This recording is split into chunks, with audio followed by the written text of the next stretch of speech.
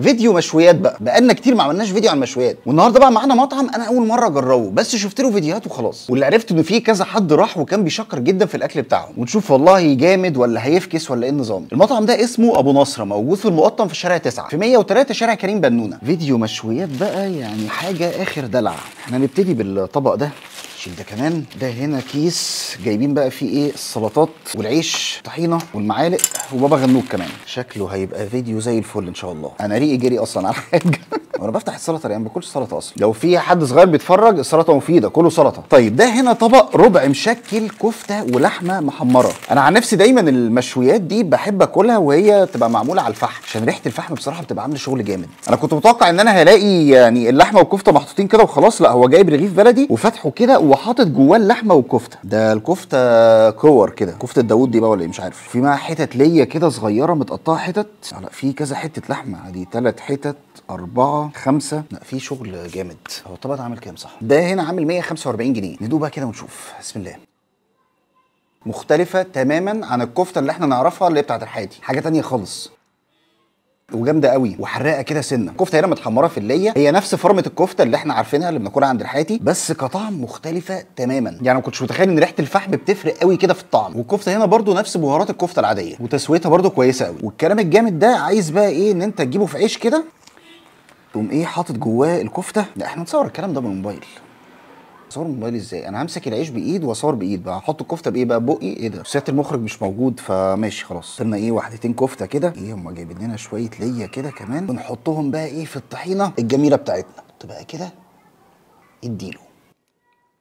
هي الطحينه عندهم مش وحشه بس طعمها غريب، يعني اول مره ادوق طحينه كده. هي حرقه شويه حلوين بس غطت على طعم الكفته خالص. فرق الكفته يا جماعه دي تاكلوها لوحدها كده تتمزجوا قوي. طب نشوف بقى اللحمه المحمره كده ناكلها لوحدها، هي بتبقى شرايح ايه متقطعه رفيع خالص كده، رايقه قوي. لا اللحمه عجبتني قوي قوي قوي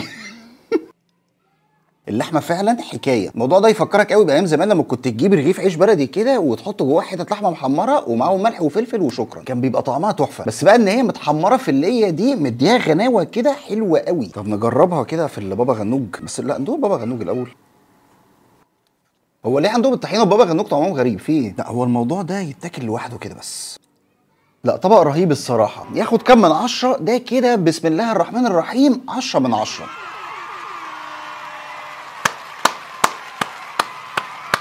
اول مطعم اخش كده باول حاجه ويجيب 10 من 10، يعني غريبه بصراحه بس حاجه تدعو للتفاؤل يعني. يا رب بس نفضل مكملين على كده. ونخش بقى على حبيبه القلب اللي انا لما شفتها كده في المنيو ما قدرتش امسك نفسي، وهي ورقه السجق. افتح بقى كده يا معلم، اللهم صل على النبي. ده ايه الحوار ده؟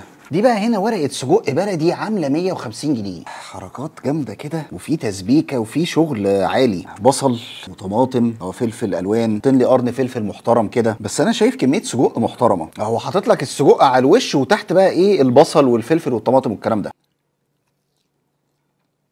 لا هتاخدوا 2 10 من 10 في اول فيديو، هيتقال الفيديو ده مدفوع واخد عليه فلوس لا انا هتلكك بقى، معلش انا هتلكك. انا حاسس قاعد بتغدى في ايه. هو السجق لوحده جامد، تاكل معاه بقى البصل والطماطم والفلفل، يا لهوي ورقه السجق اللي تمزجك. انا بقالي كتير عمال اكل ما قلتش رايي في اي حاجه لا السجق طعمه حلو قوي، طعمه نضيف رايق كده، ما تحسش ان هو حاطين عليه بهارات كتير قوي، لا هو طعم سجق نضيف. ومعاه بقى البصل والطماطم والفلفل دول عاملين شغل رهيب. والتسبيكه هنا مش خفيفه ومش تقيله، هي ايه ما بين البنين كده، بس طبق رهيب. ده طبعا عشان محب للسجق يعني فده عجبني كمان اكتر من اللحمه والكفته المحمرين. بنديله كام؟ والله انا شايف ان هو ما يقلش عن 10 من 10 بصراحه. ممكن بعد ما اخلص الفيديو اقعد ايه انقنق على ورقه السجق، مش هنقنق يعني انا هخلصها افرمها اصلا. نخش بقى على طاجن ده متسمي على اسم المطعم، ده طاجن ابو نصره. طواجن جايه مولعه نار لان لسه في طاجن كمان. طيب الطاجن ده سعره 190 جنيه، عباره عن لحمه معموله رول كده وموجود جواها فريك، وانا شايف كمان في بطاطس تحت. الطاجن ده بيفكرني بالطاجن بتاع بيبو، نفس النظام برده، لحمه رول وجواها فريك، وساعتها جبته في الفيديو بتاع بيبو وعجبني جدا. وهنا في 5 قطع لحمه محترمين. دي اول قطعه معانا، وادي التانية، ادي التالتة، وادي الرابعة، وادي الخامسة. هم حاطين بس شريحتين بطاطس كده هو طبعا طاجن سعره مش قليل، بس كميه لحمه الصراحه محترمه. هي اللحمه مش رول اللي هي ايه مقفوله كده على بعضها وخلاص، لا هي مقفوله كده شويه كمان، فيعني ايه في كميه لحمه حلوه. نخش على اول حته ونشوف. جامده اللحمه، شرايح رفيعه كده، تسويتها حلوه قوي. الفريك طعمه حلو كل حاجه، بس كنت حاسس ان هو ايه محتاج يبقى طري شويه اكتر من كده. هسوي البطاطس اللي تحت دي، البطاطس تحت دي تحفه. بالمناسبه انا جايب اصلا طاجن بطاطس باللحمه وشكلي هتمزج منه قوي. طب هو في حته لحمه كده، نحط معاها حته بطاطس مع الصوص اللي موجود تحت ده. محدش يسالني ايه علاقه البطاطس بالفريك، بس لايقين على بعض رهيب. انا كده اكلت حتتين وعايز اخش في الثالثه، بس يعني ايه برضو عايز اسيب مكان للحاجات اللي جايه. بص لفه على نفسها ازاي، كذا لفه. انا عمال اجيب في عرق مش ممكن. في بهاريز بقى بتوع كده. سكره، انا حاسس سكره. بقالي كتير ما طلعتيش، ولادك هم دايما اللي واخدين الكاميرا منك. لا انت يعني سبتي الشقه كلها وجايه واقفه لي قدام الحته دي. انزلي يا سكره، عندك الاكل بتاعك وعندك كل حاجه، ما مش لازم تبصي اللي في ايدي. الطاجن ده كوم، والبهاريز اللي تحت دي كوم تاني. شويه الفريك اللي واقعين مع الصوص مع البطاطس، لا قصه تانيه خالص. طيب الطاجن ده بالنسبه لي ياخد 9 من 10. هو بس نقص الدرجه دي عشان موضوع الفريك بس كان محتاج ان هو يبقى اطرى من كده بشويه، بس اوفر اول خطير. ونخش بقى على حاجه خفيفه كده، وهي رغيف حواوشي. سعر الرغيف ده 55 جنيه. هو جايب لك رغيف الحواوشي كده وتحتيه رغيف تاني فاضي. هو كحجم رغيف حواوشي مش اكبر حاجه، بس هو مليان كميه لحمه محترمه، يعني حتى سمك اللحمه محترم. فاللحمه دي لو هتفردها هتجيب لك رغيف اكبر من كده. هو هنا في تتبيله الحواوشي باين الفلفل الالوان والبصل. يعني هو قال لي انت عايز حواوشي عادي ولا سبايسي؟ قلت له عايز سبايسي. هي الطبقه اللي تحت متحمصه، انما اللي فوق لا. بس كطعم حواوشي هو لحمه نظيفه وكل حاجه، ما فيهاش البهارات الكتير. انت حاسس بطعم اللحمه كويس، بس ما تحسش ان هو الحواوشي الحرش بتاعنا. يعني انا اصلا طالبه سبايسي، ما فيهوش سبايسي خالص. وثقافه الحواوشي عندنا في مصر عايزين حواوشي الحرش، ده هنا مش حواوشي حرش. هو طعمه مش وحش، هو طعمه حلو عجبني، بس مش الحواوشي اللي انت متعود عليه. طيب ده ياخد كام من 10؟ ده بالنسبه لي يعني ممكن 7 من 10، يعني خصوصا كمان ان انا طالبه سبايسي. طب يعني ما انا كنت عايز احس بسبايسي حد مش حرش كده، مش عارف، ما دخلنيش قوي في موديل الحواوشي يعني. بس خلينا نجرب نحطه في الطحينه كده. لا رساله لابو نصره، شوفوا حل في موضوع الطحينه ده. يعني مش عارف الطحينه لما باكلها مره في الثانيه في الثالثه لا مش احسن حاجه بصراحه. ونخش بقى على طاجن البطاطس باللحمه، طاجن مولع. طيب مبدئيا انا احب قوي الطاجن اللي هو بيبقى واخد ايه وش من فوق كده، والبطاطس فعلا واخده وش حلو. احنا عايزين نشوف بقى قطع اللحمه. ادي اول قطعه معانا، قطعه محترمه الصراحه. ودي التانيه شكلها محترمه، لا التانيه محترمه جدا، قطعه محترمه قوي. وادي القطعه التالته، قطعه برضو محترمه قوي. بس مفيش تاني كده. اهم حاجه بس يبقى ايه البطاطس واللحمه شاربين من طعم بعض كده.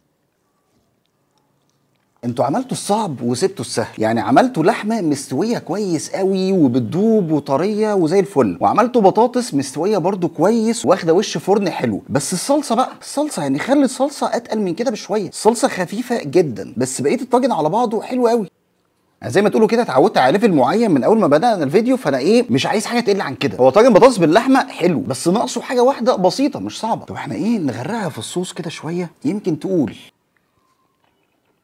هي قلت شويه، بس برضه لا محتاج الصلصه تبقى اتقل من كده. الطاجن ده كنت حاطط امل عليه بشكل مش طبيعي. اول ما فتحته وشفت كده الحروقه اللي من على الوش دي، قلت بس انا هتمزج. بس مش معنى كده ان الطاجن وحش، بالعكس طاجن حلو جدا، كل حاجه فيه مظبوطه، هو بس ناقصه حاجه واحده بسيطه بس. طيب الطاجن ده كده ممكن نديله 8 من 10، لان بصراحه برضو كميه اللحمه اللي فيه هم 3 حتت بس 3 حتت محترمين. يعني في اماكن ممكن تحط لك حتت لحمه كعدد اكتر من كده، بس ككميه هي اقل. طيب خليني بقى اشيل الكلام ده من قدامي واقول لكم ملخص التجربه. من قبل ما اصور الفيديو ده كنت متفائل شويه، قلت والله شكله مطعم كويس ويعني ايه هيبقى فيديو معقول شغال. ما كنتش متوقع ان في اكل هيعجبني قوي كده. يعني فعلا ورقه السجق واللحمه والكفته المتحمرين تحفه ما لهمش حل. طاجن اللحمه بالفريك ده برده جامد. البطاطس باللحمه والحواوشي هما بس ايه اللي محتاجين شويه تظبيطات بسيطه. وطاجن البطاطس باللحمه ده نصيحه من اخوكم، يعني حطوا على البطاطس فلفل اسود شويه. هو ده ممكن يبقى ذوق شخصي، بس الفلفل الاسود لما تحطه على البطاطس سواء بقى طاجن بطاطس باللحمه او بالفراخ بيعمل شغل عالي قوي. كاسعار انا ما اقدرش احكم قوي على الاسعار، لان يعني زي ما انتم شايفين كل شويه الاسعار عماله تزيد، فمش عارف بصراحه. يعني السعر هو مش اوفر قوي عشان اقول ان هو غالي قوي ولا ان هو رخيص، لا هو تقريبا دلوقتي زي رينج بقيه المطاعم. انا عايزكم تكتبوا لي في الكومنتات مطاعم كده تحبوا ان انا اجربها الفتره اللي جايه او مقارنات. وبس كده،